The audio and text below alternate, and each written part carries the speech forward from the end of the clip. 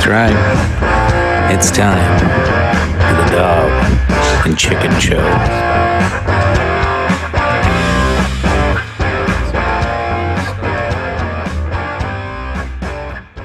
All right, ladies and gentlemen, welcome back to another episode of the Dog and Chicken Show. A little throw off of what we typically will bring to you. We're going to have a little fun tonight and have an extra special guest along with Tony. So it's not just me and somebody else this time, but upon popular demand for a return, we have Phil KOE.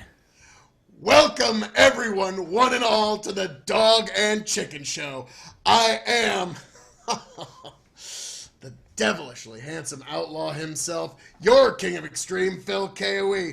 We are here to talk about one of the most pivotal, important topics possibly ever. It's true. It's true. This is important. This is what people need to know, is three guys' opinions on video conference feed. The top 10 video games of all time, folks. We are here. We are doing it. It's taken a lot of deliberation because it's the greatest video games of all time. And let's be frank, to millennials, our generation, video games are as important, if not more important, than movies. Yeah, because you can kind of get you can get submersed into a movie to a certain effect, but video games, it's a different kind of culture, and people experience them on a different personal level than every other person does. Yeah, it's a new medium that grows by leaps and bounds every day, but today we are tackling the big topics. Chicken, before we dive in, anything else you want to say? No, you hit the nail right on the head. Before we went live or started recording this, we all kind of been giving each other a little roughing each other up a little bit about some of our choices that we heard and offer obviously some differing opinions on there. But like you guys said, it comes down to not only personal choice, personal experiences, how they affected you growing up. I almost thought about grabbing my kid, pulling him in here, and be like, just name three, your top three. Man, I already know what they'd be. It'd be like GTA 5, Red Dead Redemption, and Roblox. What is Roadblocks? I'm not familiar. No, Roblox. What is that? It's what all the kids are playing nowadays. Oh. It's a terrible pay to play kids game where they rip kids off hundreds and hundreds of dollars. That's where games are going, unfortunately, is these pay-to-win games. But you'll notice, my list anyways, you're not going to see a lot of pay-to-win games. These are kind of best of types, proof of concepts, and record makers or significant markers in some way. So Chicken, as I like to say on the Revolutionary Wrestling Podcast, go check it out, like, share, subscribe. All that being said, on you, man. Number 10. All right. I'm gonna kick it off with number 10 here, and we're gonna try to make this as interactive and video pleasing as possible. Unfortunately, my I don't have this fancy green screen like you guys do. You guys got this cool green screen behind you. You can do whatever you want with it. I have to. We're fancy tonight. See, yours works really well. Yeah, mine. As soon as I lean away from my camera, though, my camera my microphone disappears. Oh yeah. Nice. Kinda. Anyway, Magic. number 10 for me, Mortal Kombat Trilogy. That's a good pick.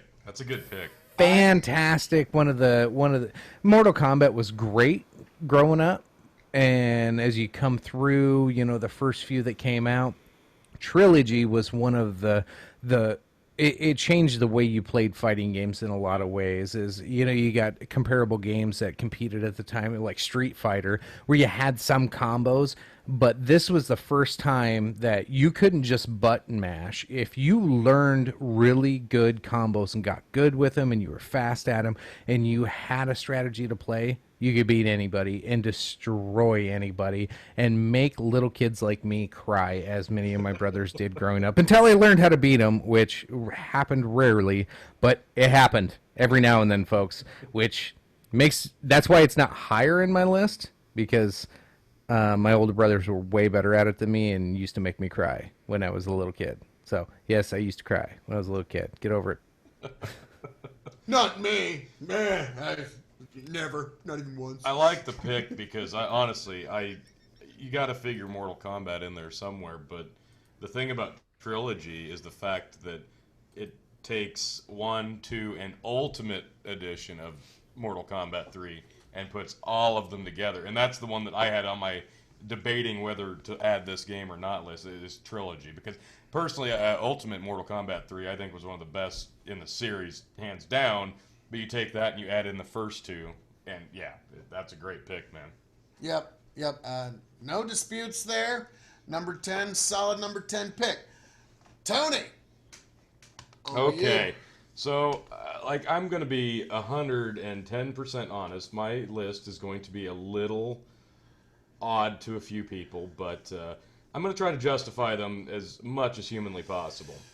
So, my number 10 pick, and this is very personal pick for me because most people have not heard of the game Monster Rancher.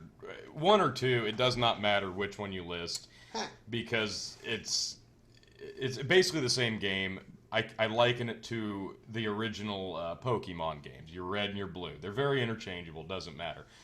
What makes this game so good is it took elements of like Final Fantasy, the fighting style. It took the concept of Pokemon training monsters to fight each other, and it kind of added a little flair of the old Virtua, Gigapet, Tamagotchi, and you mash it all into one. I think even on the CD case it said like Pokemon on steroids, which is exactly what this game is. What made this game so special and ahead of its time was the fact that to acquire a monster you could just wander up to the market and get one for free, one of 3 monsters. Or this is where you spent 90% of your time playing the game. I watched him play it a lot, and this was decades ahead of its time, and still no game has even come close to replicating it. No, because you took the game disc out of the console. You'd open the console when they asked you to, and you would put in any CD, audio CD, computer CD, or other PlayStation game into the console, close it. It would read it, tell you to put the game back in, and then it would generate not a random monster, but it would actually read the data, and it would give you a specific monster based on that disc. And then you could take it back to your farm, you could train it, you could freeze the monsters, you could combine the monsters, you had purebred, you had subtypes, and then even better were the very rare CDs like NXS Kick or the Spawn movie soundtrack would give you special monsters that you could only get by going and buying the disc. So there was so much intricacy to this game that the gameplay itself almost took a backseat to the features that were ahead of its time. I know it's probably not a popular pick by any means, but I logged a lot of hours playing this, and after 1 and 2, it got really campy and cartoony and tried way too hard to be Pokemon. Yeah, the only thing I'll say about your number 10 pick is, yes, the disc insertion to create a new monster was one of the most interesting ahead of its time concepts, and it made the game reach out into the real world, because us kids would run out and try to get every disc we could to try and make whatever combinations of monsters we could. And it was actually a pretty entertaining game. So, a little subjective, but Very I'm not going to give you any trouble on that. Now, moving on to an extreme pick. Hold on. What? I've never. Okay, so listening to your pick on there, like I've never heard of that game, so Yeah. I'm a little intrigued. But then I try to It's think a of cult it. classic. Yes, it was. It sounds really interesting. It Yeah. sounds like it would have been something that I could have got into, and then I would have found out it was PlayStation. Then I would have kind of blown it off because I'm one of those type of guys. Anyway, like I tried to translate it to today. If my son owned that game today and he was running around, and I think back in the day when people had CDs. Sorry, little kids nowadays that you don't know what I'm talking about, Yeah. but I'd be pissed off if my kid was coming and taking every disc I had and shoving it Oh, in it to get this literally stupid said little on the back monster of in the a game. disc, don't sit too close to your CD tower. That is an actual warning label on the case. Oh dear God. So Yeah. anyway, good pick. I'd never heard that one. Thanks. I learned something today. Finally. It is what time is it, guys? It's 11:06. It is. So I was running out of time. I needed to learn something today. I just did. Thanks, Tony. You're welcome. So my pick for number 10 is a very solid pick. In my opinion, no other video game on these lists would probably be possible without this title's release and success. The original Super Mario Brothers on the Nintendo system. That was the title that made video games commercially successful. After that, it became a mainstream commercial product. Before then, video games were a fringe niche toy for computer nerds. After the release of Super Mario, it became something that little children would play. So my number 10 pick, it's hard to deny it off any top 10 list of greatest video games of all time. Super Mario Brothers, just for the road it laid for all the other games we're about to list. And I don't think any of these games would be possible without Mario. So I'll let and you. you'll be hearing his name a time or two, I got a feeling. I'll let you go, chicken. No, you're absolutely right. Yeah, I mean, with the release of, Nintendo and Super Mario Brothers, it's a franchise upon franchises. It was genius what they did, and the marketing with it at the time was spectacular. Nobody else was doing anything like it, and captured the imagination of tons of people, and it just got better and better. Like every time a new console came out, everybody wanted to see, okay, what's the next Super Mario Brothers going to bring? And what kind of graphics are going to get better? What kind of audio is going to get better? And they stepped up their game for years and years and years, and they raised the bar for everybody else, and everybody else was chasing them. Even with the simplistic style and gameplay that I had at most times, it was still fun, it was still entertaining, and it still brought new excitement every time a new one came out, and it would launch new consoles like nobody else every time. Mario was always a solid, it just barely didn't make my list, just barely, but Mario 64 was what launched the Nintendo 64. Yeah. So yes, like you just said, and like I said, that would probably be, if there was a number 11, that'd have been my number 11. I didn't even own an N64, but I played Mario 64 in like a Toys R Us with my mom right next to me, who was also playing it on another TV. And that almost got me to buy one over the PlayStation. But on the topic of Super Mario Brothers 1, the original, how did you play it? Did you play it the standalone cartridge, or did you play it with the couple Duck Hunt game? I did both, honestly. Okay. I had both versions of it and played them both different ways. And Tony, you and I played the Duck Hunt in my basement after I became an adult. Look at me now. One of Chicken's most embarrassing moments of his adult life, sitting in my basement drunk at 22, and I don't even remember what level I got to. I was so excited. I was like, "Look at me now!" You're like, yeah, horrible. Man. When I was like 12, I couldn't get past like level 11. Look at me now. I'm like, yeah, you're like 22, sitting in the basement playing Duck Hunt. Yep. It was a classic, but yeah. I mean, Tony, sure, if you put it that way, sure, it sounds bad. I know. But yeah, no, that's how I play it, was with the Duck Hunt expansion game, and the fact that it came with that, it came with the console in most cases, and you got that much replayability. Forget all the landmark, paving the way it did, but the fact that you could play that game over and over and over and have different experiences every time. Yeah, I commend the pick. It's a great one. I can't disagree at all. So, our number 10s are down. It's in the past. We look to the future. All right. So Chicken we're, on you, my friend. we're on to number 9 here. So I don't need any fancy backgrounds for number 9 because I'm wearing it on my shirt, yo. Oregon Trail. Oh You have man. died of This is dysentery. you Yep. died of dysentery. Now this How, is like, be honest. Be honest. How many people ever actually honestly made it to Oregon? oh I I think don't that was think I kind of. I That don't was think I kind of. ever did. So I this is one of completed those it games. twice. Yep. This is I one got of those games. really Anybody close our one age time, has. and then I think I died of either Of dysentery dysentery. or starvation. Yeah.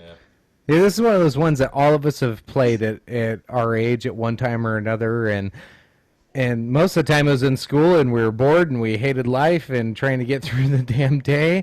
But we all remember this game and we all laughed together. We all had fun. So this is more of a nostalgia pick for me. I agree with your Mario. Mario is probably at the top there, but I just always remember this game and of course having the shirt and being the topic we're on and threw the shirt on. I'm like, yep, we're throwing this on here, whether it deserves to be or not. Somebody's got to mention Oregon Trail, so it's in Yeah. here. I played it not so much in school, and it wasn't like the old green black screen just like that. The more colorful version they actually had at the downtown library. Yep. I I that's where think I they still do. Yeah, they probably still do. And you had to learn to control your urges kind of as a kid playing it because most of the time you want to do what's fastest and they give you options. You try to do what's ever fastest since it's going to get you to the end and it's usually the wrong choice. And you also had to restrain yourself from doing nothing but going and hunting, which is hard to do in that game because you want to go shoot buffalo and whatever. Kind of sounds like Red Dead Redemption 2. It was kind of a precursor. Wait a minute. It's like the same freaking game. Maybe that's what they should have called Red Dead Redemption 2 is Oregon Trail 3. Well, I don't know if I'd go quite that far. I mean, I don't think that'd have quite the cultural impact. Anyway, there's not a lot to say about that one. Tony, what do you got for number 9? This is another. You could argue against this, but Twisted Metal 2 on PlayStation.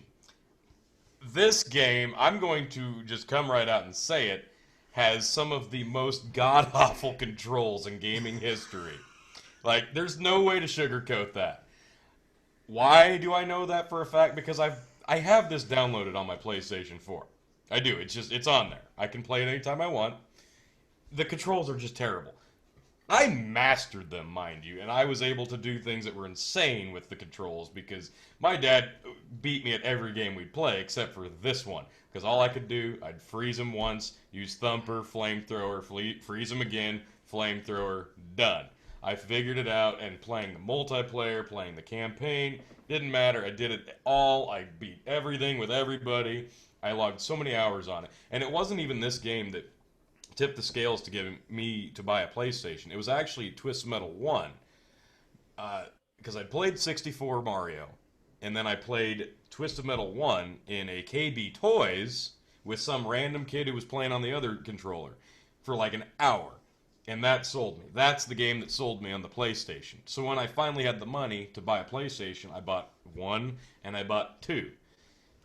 2 blows it out of the water. The graphics are, well, I'm not going to say better. They're more colorful. The characters are so interesting and so outlandish. You've got one guy who's just, he's the axle of the car, hence the name Axle. It's just ridiculous. And the story is very, well, it's probably not, teen is being nice because you're just doing vehicular homicide and blowing people. It's Demolition Derby with nuclear weapons. Like, that's so much fun. It was a very adult game. Oh, absolutely. Which is why I could see, like, when you're an adolescent, those kind of things really appeal to you. Yeah.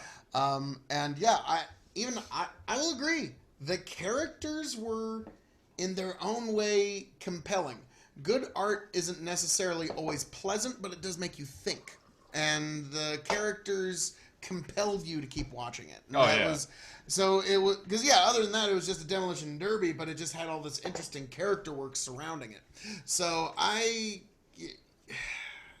again, a bit subjective, but it's justifiable. Now, moving on to my pick, I'm jumping quite a little ways ahead into the future here, and I'm going from Super Mario Brothers to BAM! Altair. Assassin's Creed, the original Assassin's Creed on PlayStation 3.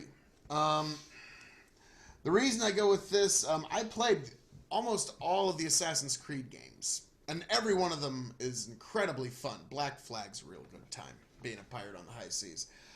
None of them ever captured that same big feeling of awe that you got in Assassin's Creed when you would come over the hill on your horse and you would see Jerusalem for the first time, and you're like, oh my god, I get to travel through this whole city, and you're dealing with an entire complex social system, and it was really when the next gen went to the next level. And that was one of the reasons. For me, it was, wow, gaming has arrived in its new era.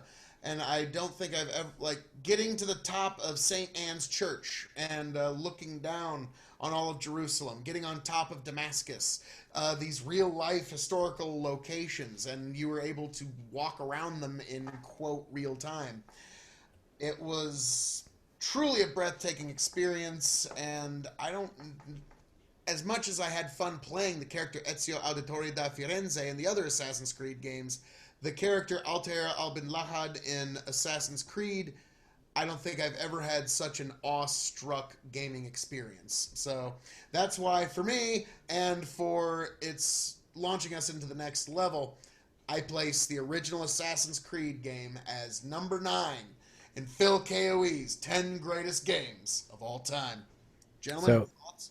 So outside of you talking about how you liked the Black Flag and being a pirate, I expect that out of you, Phil, for sure. Had to throw that one your way real quick. I don't disagree with your pick. I thought Assassin's Creed. I don't have it in my top 10, but I have played it. It is really fantastic visual game. Kudos on the pick. I do appreciate that one. I do want to go back and touch on Tony's pick as I am not a PlayStation fan. Twisted Metal is the only game that would talk me in to going to somebody's house and play in PlayStation because Yes. I loved Twisted Metal. So Oh, yeah. kudos on your pick too, sir. So yeah, no, Phil, love number 9. Way to go, Pirate. Yeah, I enjoyed it. I didn't play it nearly as much as he did, but I completely understood the allure because I'm as a big Metal Gear Solid fan of sneaking games, like this was right in that wheelhouse. And for me, the big thing about that game was the fact that you were the bigger world not the open world concept, but I'm talking about storyline wise, about the time travel aspects and all that. But the visuals were just for like being an early game for PS3. The visuals were magnificent. So yeah, great pick. Thanks, sir. Oh, is this what I think it is? So Chicken, for your number for 8? yeah, for my number 8, I'll scoot out of the way here. Can you tell what game this is?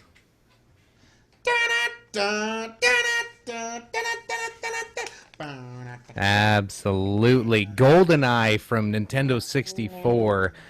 My favorite game, and as much as my brothers made me cry on Mortal Kombat Trilogy, I made all my friends cry playing this game because nobody, and I mean nobody, could stop me on here. I was horrible. I was a terrible camper, but I was extremely good at headshots on this one. It didn't matter what weapon I had. You were done. Nobody could stand a chance against me. Love this game. It's definitely and like I said before we started this podcast, guys, this is like my desert island pick games. I could play GoldenEye with anybody in the world any day of the week, and whether they were better than me or not, I wouldn't care because I would love it. I would have fun. I'd enjoy every minute of it. Well, I'm Go not ahead. going to say anything about it quite yet because I'm Okay. going to have more to say about GoldenEye a Okay. little later, chicken. Okay. Yeah, I guess like I said, I didn't own an N64, but obviously I knew people who did. So I got to play GoldenEye enough to know that GoldenEye basically revolutionized how you do multiplayer games. Like multiplayer up until this point was sure you could get some split screen, but it was a lot of single screen, and you were all interacting with the same environment as you both saw it. This one not only gave you the option to expand the world for multiplayer, and as you implied, camping, but you could do 4 people, right? So it was just an incredible way to do a multiplayer. And of course, obviously, the character and the countless stories of James Bond in the cast of characters add a lot to that title. I can't disagree with anything there, and I am going to touch on that a bit more just a little bit later. So, moving on to Tony. Your number 8 pick, sir.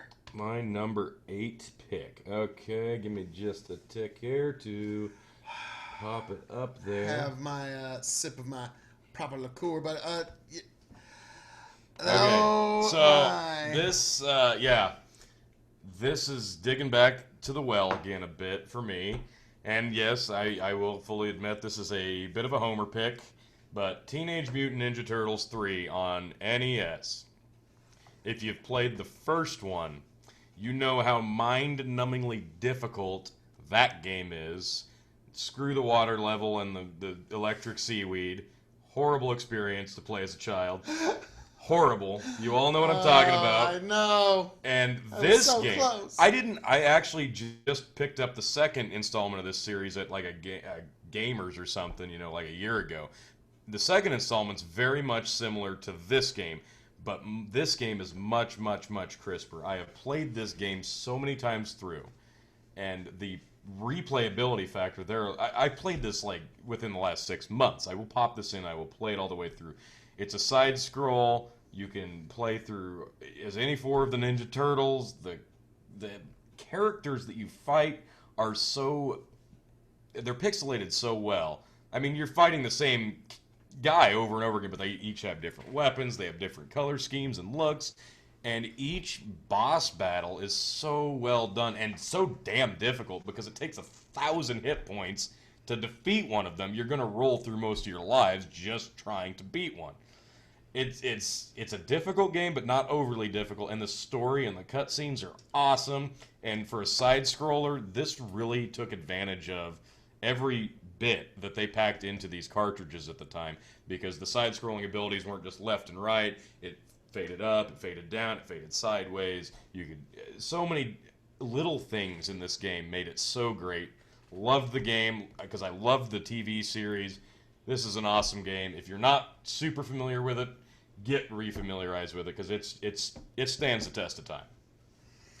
I can't complain. I really enjoyed the entire Teenage Mutant Ninja Turtle series of video games. I had one on Nintendo. Great time. It's one of my earlier memories of video gaming, so I can't disagree with anything there, Chicken. No, honestly, I if I was going to have a top 15, they would definitely be in there. I relate this game. It reminds me a lot. This one and Battletoads are two that I just. Oh, dude, that's Battletoads was a fantastic game too. Like these two were always like neck and neck with me. I always loved playing both of them. So good pick, man. Good pick. All right, good. Now, moving on to Phil KOE's number 8 pick. Phil KOE chooses a truly ascendant game, and the storyline is really what carried it to the next level. Phil KOE takes MGS3, Metal Gear Solid 3 from the Metal Gear Solid series. There's other games that might have even had slightly crisper gameplay. Metal Gear Solid 4 was a great game.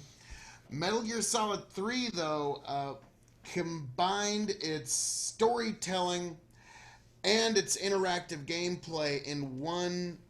Truly, it was all one full continuity. You didn't know if you were playing an interactive video game or not an interactive video. You were playing an interactive movie, or if you were playing a almost a video game that didn't need your participation at times. It Yep. was kind of its own animal, and it would just kind of move you through.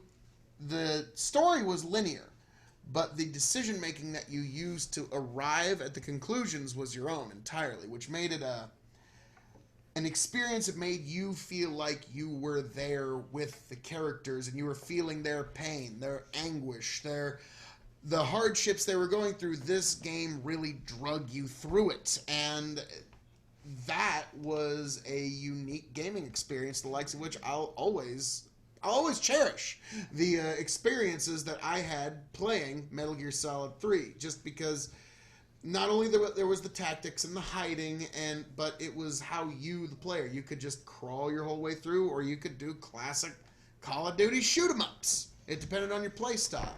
So that's why I go with one of the Kojima masterpieces, Metal Gear Solid 3. Go Yeah, ahead. Go ahead. I always loved Metal Gear Solid, and I remember playing it like crazy. And I don't think we're supposed to be agreeing this much on so many games, but we got some good picks, and it's bringing back some memories. And I just remember the bloop, and then like the little triangle, and the guy was looking at you, and he was alerted, and you had to like, oh crap, and then you had to make a quick decision on what to do. Loved the game. It was fun. It wasn't my top 10, but it's definitely worthy of a top 10 mention. So, yeah. This game specifically, it obviously being, well, not necessarily third in the overall series, because there was a couple on the NES, but it being on the PlayStation format, this took not just the sneaking aspect that's so crucial to the gameplay, it took you out of what you've become accustomed to being like a warehouse, big building type islands, because that's usually the setting for these games. This puts you in the jungle, where instead of having camouflage and corners to hide behind, you had trees, rocks. You know, you'd have to repaint your face, change into different fatigues. It added a lot of different aspects to the sneaking genre, and you didn't get just unlimited suppressors. You know, you had to use it sparingly because they'd wear out. Your batteries would deplete. It added a lot of difficulty to it. So yeah, it's a great pick. I'm a massive fan of the game. It's an incredible one. So, Chicken, we move on, march forward to the future, march forward to number 1. But we must stop, make a quick pit stop at number 7. What do you got for So number 7, we already brought up the gentleman's name earlier. It's me, Mario. There he is. Mario 64 for Oh, sure. Yeah. Loved it. So we talk about, the childhood nostalgia, but this is one of those first games. My older brothers grew up with Zelda, and I always thought, Zelda, man, that game sucks. It's so boring. Now I just pissed off a lot of old school gamers on that one. But this was my Zelda growing up. This was my challenge. This was my conquest. I wanted to get the 120 stars. I wanted to be able to fly on the outside map. And this was the challenge I had when I was a kid. And it was more entertaining for me just because of the environment I grew up in. So it made more sense for me going after this game versus a Zelda from back in the day. As I was never one into, sorry Phil, never one into fairy tales and fantasies and dragons and elves and no, pointy nobody's ears and perfect, all that Chicken. crap. But I mean, you anyway. come around to agree with me on a couple other things. I'll get to the rest in its due time, man. Nobody's perfect. Don't worry. Awesome, but Mario 64, definitely one of the all-time greats. Love that game. It's always going to be near and dear. Can I take this Go one? ahead. To me, Mario 64, I didn't want to just put personal picks. I wanted to, but as personal, it's up there. When I was a kid, I forget what year, how old I was, but I remember it was one of those that really stood out. My parents really went above and beyond that year for Christmas. Christmas morning, we had a Nintendo 64 and Mario 64, and one other multiplayer game, because that was the first year it had ever come out, and so I can only imagine the Royal Rumble they had to have in the the lanes to even get that thing. And so I just remember we had Mario 64, and we got a buddy, Endline. Yes. He's a computer techie nerd of nerds, and he was so jealous that I had Mario 64 on Nintendo 64, and I was able to, kind of rub that like for about a week. But you can't leave a tech nerd down when it comes to tech. He got it quick. But that's fair. That's fair. It was one of my Mario 64 is one of my personal most cherished video gaming memories, just on a personal level, because like, wow, Mom, Dad, how in the Sam hell you pull that off? Right. So, Tony. I already mentioned, why I liked the game, even though I never owned it or owned the console, but yeah, just it took everything that was so great about the Mario franchise and it put it in a 3D world, and it worked. Like, you didn't need to completely rethink your gameplay style to play this. You could pick up this game and the controller, which was so insane at the time looking. It was so different than the NES or Super Nintendo controller. You could pick it up and play a 3D Mario naturally, fluently, with no prior experience of that game. And you could play it, and you could enjoy it, and play it over and over for hours and hours. Yeah, it's where would you put it as far as top N64 games of all time? It's right up there, is it not? Yeah, if we were just ranking N64, it'd probably be top 3. That's kind of what I thought.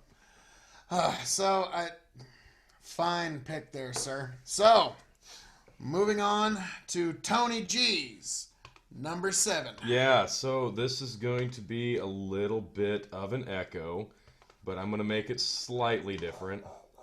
Because Phil just mentioned Metal Gear Solid 3. As my number 8. For my number 7, I'm picking Metal Gear Solid 3 Subsistence version. Just for a little differential. The game, everything Phil said, double it. But this game was so, the gameplay was so damn good.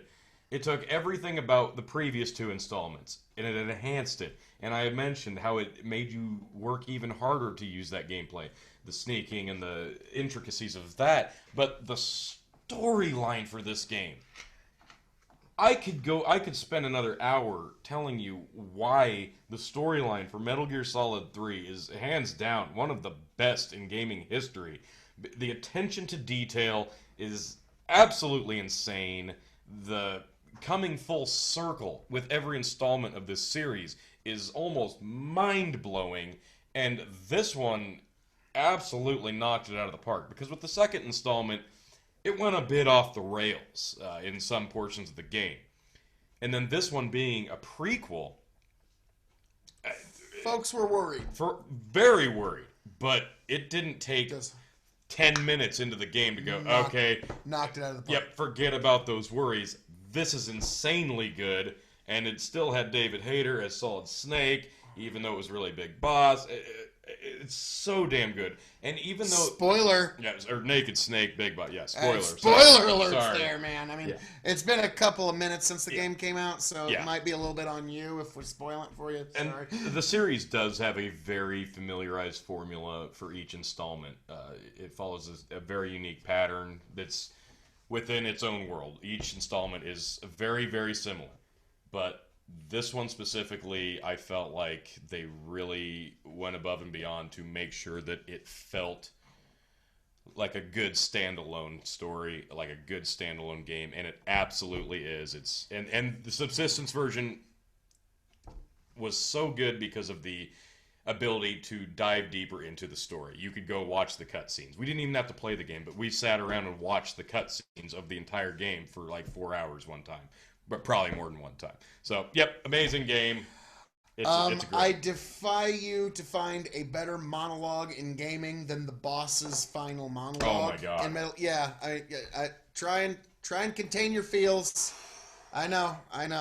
So that's why it made my list. It was on his list. We were off by just one number. Yeah, it literally sits there, and you have to push the button to kill your mentor stand-in bad guy, not really bad guy, and it will just sit there until right you press in my the button. feels. Yeah. Your feels. It's right here between your heart and your Adam's apple. It's right here. Your feels. It gets me right in the feels. It's so that good.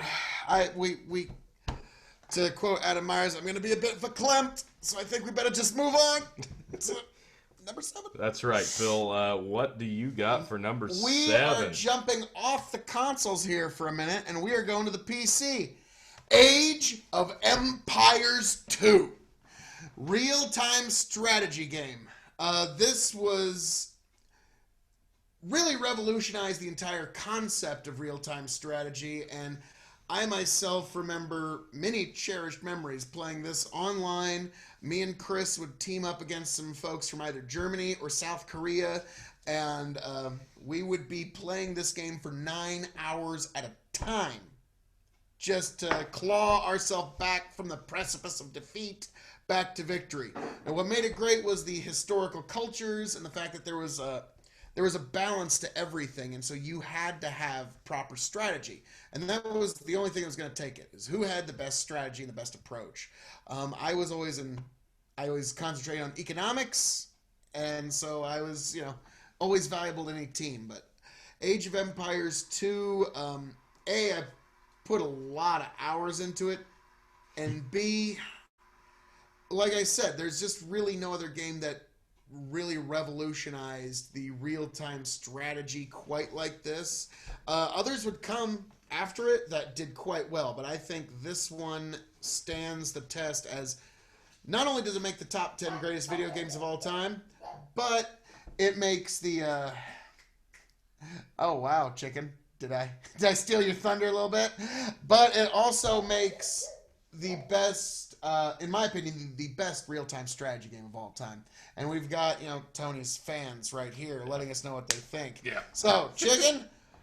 No, Over here for your number 6 pick. Yeah, well, your number 7 pick leads right into my number 6 pick, so we can just continue the conversation. Age of Empires 2, you are absolutely right. One of the greatest non-console games out there, and I would be lying if I didn't say every now and then I don't pull it back up on my laptop. Stands a test of time to this day. It does, and so when I first started playing this game, I remember I was taking Cisco CCNA classes in I think I was my junior year of high school, and forgive me, anybody who was in those classes with me. There was 3 of us. I don't remember you. I just remember I played this game with whoever was in the room. We'd hook up. We were networking computers Chris? together. What? Was it Chris Richards? I don't think he was in there. Wasn't? Okay, because I know you played some multiplayer game like this with him, and that's who Phil was talking about earlier. Playing. Maybe it was Chris Richards. You know what? I think he might have been in there. Now that you mention, anyway. See? Hi, Chris. Yeah. Hi, Chris. Like I said, forgive me. I don't remember a lot of high school. I was drinking a lot back then. He introduced me to this game, and but yeah, Age of Empires 2. It was, like I said, it still stands up today. It was great to play with folks in the past, and can we just keep a secret amongst us? Just just the 3 of us, and Oh, sure. Yeah. YouTube. I actually have this game uploaded on the computer in my office. Shh! Don't tell nobody. Oh, you son of a bitch. No, great game. But it's Love just it. us here. That secret will never get out. All right. Tony, what do you got for number 6? Yeah, I love. I didn't personally play much of Age of Empires. I think I watched you play a lot of Age of Empires. I mean, even well after high school. I think you and I sat around and I just watched you play it for several hours while we were drinking till God knows what time in the morning. Just because that was Never happened. Never. Yeah, Fake news. Play it. I didn't need to play. It was a watchable game. I like the concept that it took multiplayer and took Risk in a sense and put it together into a great Got rid PC of the game. stupid turn-based stuff. I always hated turn-based strategies. So yeah, I mean it's one of those landmark PC games. So right in line with that, not a great picture, but this right here that you can kind of almost see the cropping sucks, The but Brood Queen. this is StarCraft Brood War expansion pack. That was a good one. Take everything you guys said about Age of Empires, and it basically translates into this, but it puts it in space. You had your Terrans, your Protoss, and your Zergs that were your three main races you could play. Well, not main; they were the only ones, and there was always the online chatter of who on the second game that's coming out any day now there'll be a fourth. Guess what? That game didn't come out till like a couple of years ago. But no, this game, man, you and I and Chris played a lot of this. Too many hours. Insane amount. And he was such a man, he loved his attention to detail, and he was religious about this one. And when he would get religious about a game, he became one of the best at that game, and he was one of the best at this game.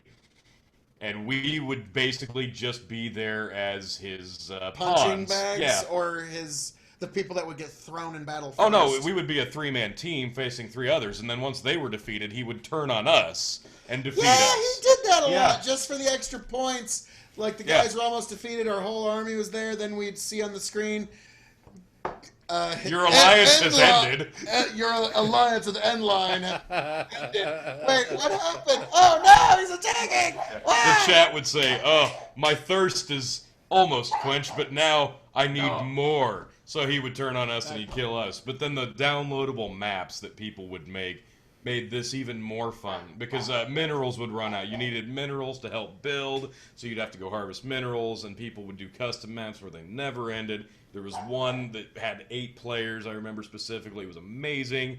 On the multiplayer aspect of it, I remember one time specifically I made a map just so I could play Chris one-on-one. And I said, let's play. I made this map for it. It's called The Great Search. And he's like, what? And we played it, and he gets on, and we start playing it. I played that map. There was one patch of minerals. And it was shit. halfway across the screen. I knew he always picked the great. Protoss at this time, who had the weakest little drones, no health whatsoever, and I'd pick the Terrans, who had a lot better armor. So as they all went searching immediately for the same patch, mine attacked his and slaughtered him within seconds, and he could not have been more upset. So this game had so many different ways to play just on the multiplayer side, but the campaign, especially the Brood War expansion pack, added new vehicles, new characters, new weapons, so on and so forth. The campaign and the cut scenes for both installments, even for being on an early model PC, were very, very, very impressive and smooth, and it flowed so well just to load on a PC, a very old school PC. It's a great game. It's still playable to this day. Even my wife used to play this one. And not that long ago, we actually had our laptops set up, and we were able to both have copies of the game and play it. It still played. I want to say 4 years ago, we were still both able to use Battlenet.com, I think it is, and play the game. So yeah, it stands the test of time. It's a great one. To the Brood Wars. Yes. Brood Wars, I agree. Cheers. Zerg herder. Yep, Phil liked the Zerg. Yep, I was always herding them Zergs around. So. Well, hang on, you got any thoughts you want to add? So is that rounding out 6, or we still got Phil left on there? I got 6 coming up. Yeah, so I think what I love the most about your analysis on there is it brought me back through memory lane of how evil and fun Chris was all at the same time. Yes, so kudos, Mr. Richards. Miss you, brother. I had forgotten how much fun you actually were, especially with games, and how evil and quickly you would turn on your friends. Yes, yes. I'm sure he's part of the KOE Nation as we speak. But my game, here we go. GoldenEye 007, number 6. I've ranked it a little higher, and yes, the gentleman we're talking about, I also played this game quite extensively with him as well. He was a buddy of ours growing up, and the this game revolutionized and put the idea of the first-person multiplayer shooter on the map. Yeah. We didn't really even have a concept for it that worked until GoldenEye 007 came out. And when it did, without GoldenEye 007, you don't have your Halos, you don't have your Call of Duties, you don't have your Battlefields, you don't have your Metal Gear Solids. Online, Yeah, no, I mean, that's well, right. the online stuff, Yep. any of the multiplayer stuff, you don't have any of that. That's true. Nice. I like it. You're almost magical chicken. So for me, number 6 has got to be GoldenEye 007 because you really don't need any other first-person shooters if you got this one on your list. So, all that being said, Nobody's gonna mention halfway anything about done. the golden gun. Neither one. I would tear it up with the golden gun. Sorry, folks, I'm hiding No, behind my because our screen buddy here. Chris would always somehow find magically some way to get the golden guns. I'm like, no, you don't get. When I play golden gun, I don't want to play. No, I don't want it. Man. No, Yeah. my favorite thing was the proximity mines. Oh, those are awesome. Oh, that was so fun. I used to set up booby traps, especially when you would spawn in the bathroom up in the vents. I would put proximity mines in the toilet, so as soon as you drop out of the vents, boom, you'd blow up right there in the crapper. I have the reloaded version of this game on PS3, and it'd be better. I bought it at discount, so I didn't get to enjoy the online community of it, but as a reboot, it was really, really well done. But yeah, this is still obviously the classic. So we are halfway through this list. Yeah, what you got for and 5? we are going to the top 5 video games of all time.